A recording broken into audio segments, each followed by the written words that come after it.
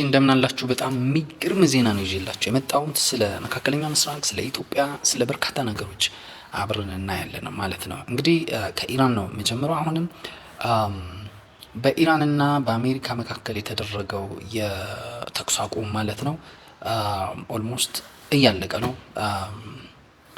በሚቀጥሉት ጥቂት ሰዓታት ውስጥ የሆነ ስምምነት ላይ ካልደረሱ ወይንም የተኩስ አቁም ካላራዘሙ ጦርነት የመቀጠል እድሉ ከፍተኛ ነው። ኢራን እያለች ያለችው ለጦርነት ፍላጎት የለኝም፣ ነገር ግን በተጽዕኖ ውስጥ ሆኜ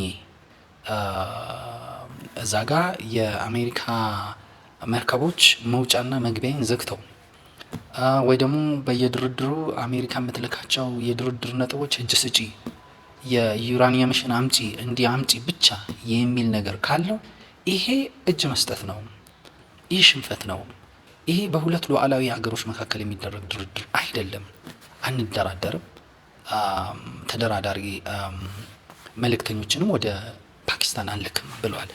እኔ ልክ በዚህ ስሜት ላይ ሆኜ ኢራናዊ በሆን ኖሮ እጅግ በጣም ደስ ይለኝ ነበረ። በሆን ኖሮ ማለት ነው። በቃ ትክክለኛ አቋም፣ ትክክለኛ የድል አቋም ነው። በቃ ኢራን እያለች ያለችው ይኸው ድርድርም ይኸው እኩል ሆነን እንደራደር፣ ሰላምም ይኸው፣ አይ ካላችሁ ጦርነትም ይኸው የሚል ነው። እና በእኔ አቋም የኢራን እንትን በጣም ምርጥ ነው። ትራምፕ ምን ያደርጋል ነው አሁን? ትራምፕ ትላንትና ነው መቼ የአንደኛ ዓለም ጦርነት በዚህ ያህል ጊዜ ፈጅቷል፣ ሁለተኛ ዓለም ጦርነት ይሄን ያህል ጊዜ ፈጅቷል፣ የኢራን ጦርነት ይሄን ያህል ጊዜ ፈጅቷል፣ የቪየትናም ይሄን ያህል። እንዴት ነው ታዲያ ኢራን በዚህ በሁለት ወር ውስጥ ምናምን ያልቃል ብላችሁ የምትጠብቁት እናንተ? ለምንድን ነው እንዲህ ሰላም የምትነሱኝ ብሏቸዋል። እና ማንን ነው? ዲሞክራቶች። እና ምን ለማለት ነው? ጭንቀት ላይ ነው። ፕላስ ደግሞ 4 ሳምንት ስጡኝ ነበር ያለው። በ4 ሳምንት ውስጥ ሊያሳካ የሚችል ጦርነት እንዳልጀመረ የሚለው ነው ትልቁ ነገር። ትራምፕ ለጦርነት አሁን ባለው ሁኔታ ፍላጎት አለው ወይ ብላችሁ በታሰቡ ፍላጎት የለውም። አቅም አለው፣ መሳሪያዎች ይኖሩታል። ግን መሳሪያዎች ቢኖሩትም በዓለም አቀፍ ደረጃ ሱፐር ፓወር ሊያደርገው የሚችለውን ፖዚሽኑን እያሳሳ ነው። ከቻይና ከተለያዩ ቦታዎች ከተለያዩ ቤዞች የሚለቃቀማቸው ጦር መሳሪያዎች ናቸው የሚኖሩት አሁን እንጂ በ2 ሳምንት በ3 ሳምንት በአንዴ የሚፈበረክ መሳሪያ አይኖረውም። አንዳንዶቹ ጊዜ የሚፈጁ ናቸው ስለሚባል ማለት ነው። ስለዚህ አሜሪካውን ፍላጎት አላት ወይ ቢባል ትራምፕ አሁን ካለበት ሁኔታ ሚድተርም ደርሷል። ብዙ ነገሮች አሉ። ህዝቡ እየተቀበሉ አይደለም። በህዝብ ዘንድ ያለው ተቀባይነት ከየትኛውም ፕሬዝዳንት እጅግ ያነሰ እና 30 ቤት ገብቷል። እና በሴኔቶች መካከል ያለው ልዩነት የ3 እና የ2 ነው ምናምን ባለበት ሁኔታ የዚህን ያህል ዝቅተኛ ድጋፍ ይዞ ሚድተርም ላይ መገናኘት ወይንም ወደ ሚድተርም ኢሌክሽን መሄድ በጣም አደጋ ነው ለሱ ማለት ነው። ይቀጥላል የሚቀጥል አይመስለኝም። መጀመሪያ ብሎኬጅን አላነሳም፣ በቃ እንዲህ አፍኜሽ መውጫ መግቢያሽን ክልክዬሽ ነው የምትደረድር፣ አለበለዛ ዞር አልልም አለ። ዞር አትበል፣ እኔም ሀርሙዝን እዘጋለሁ።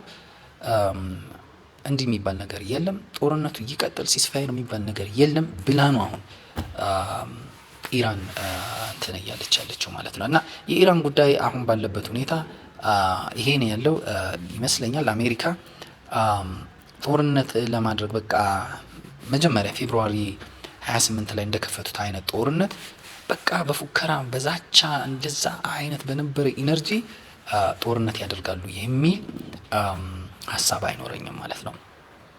ሌላ ስለ ኢትዮጵያ የምነግራችሁ እንግዲህ ባለፈውም ነግሬያችኋለሁ በደንብ እንደሰሙኝ። በነገራችን ላይ ስለ ኢትዮጵያ ስለ ሀገር ሲነገራችሁ ብዙዎቻችሁ ፈቃደኞች አይደላችሁም። ይሄም በየቪዲዮዎቹ የሀገር ጉዳይ ምን ብዬ ሳስቀምጥ የማየውን ቪው ነው ማለት ነው። በጣም አነስተኛ ቪው ነው።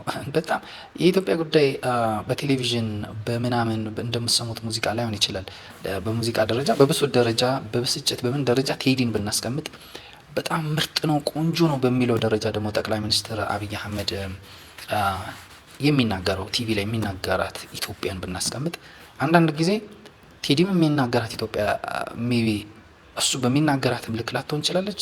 ጠቅላይ ሚኒስትሩም በሚናገራት ልክ ኢትዮጵያን መሬት ወርደን ላናገኝ እንችላለን።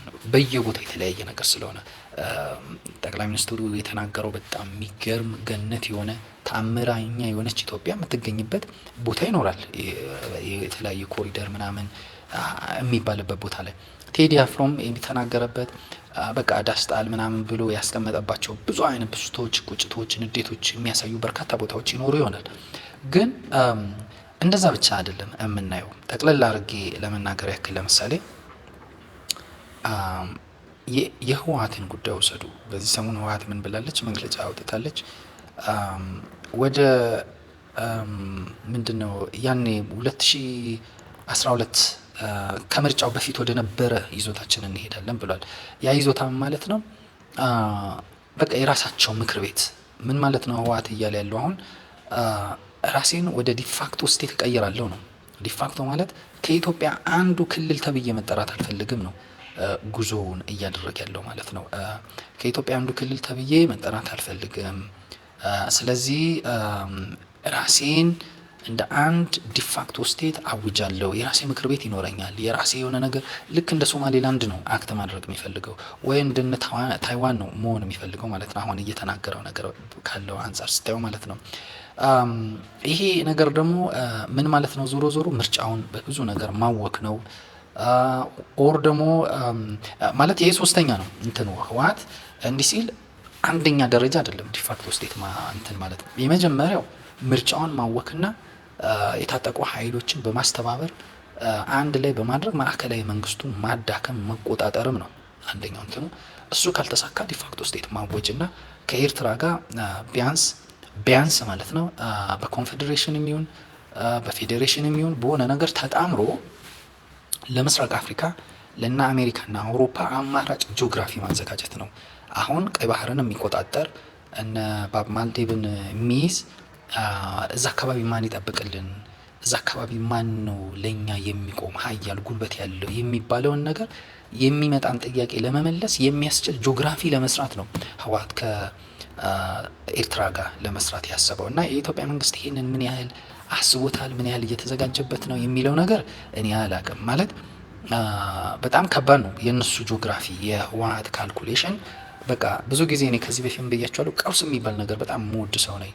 የሆነ ነውጥ የሚባል ነገር ግን ያ ነውጥ የሆነ ፖዚቲቭ አውትካም ካለው የሆነ የሚገርም ነገር ካለው፣ አሁን ህወሓት የሆነ ነውጥ ነው የሚፈልገው። ያ ነውጥ ደግሞ የነበረ የድሮ ትርክትን የሚመልስ የህዳሴ ተብሎ በመለስ ጊዜ የተሰራውን ትልቅ ፕሮፖዛል መሰረት ያደረገ ኤርትራና ትግራይን አንድ ላይ አድርጎ የድሮ የአክሱማይትን ምናምን ለመተረክ የሚሞክር ከዛም አሁን ኢትዮጵያ ብለን ከምንጠራት ብዙ ነገር ክሌም የሚያደርግ ቴሪቶሪንም ጭምር ማለት ነው። እና ለአውሮፓውያን እኛ አልነላችሁ ኢትዮጵያ ምናምን ማለት ያስፈልጋችሁም፣ ጠንካራ ጦር እንይዛለን፣ ቀይ ባህርን እንቆጣጠራለን፣ ለእኛ እውቅና ስጡን፣ ለትግራይ ዲፋክቶ ስቴት እውቅና ስጡ፣ ከኤርትራ ጋር አብረን እንድንሆን እውቅና ስጡ፣ ኢትዮጵያን ተው የሚል አዲስ ጂኦግራፊ ይዞ ሊመጣ እንደሆነ ማወቅ አለባቸው። እንናገራለን።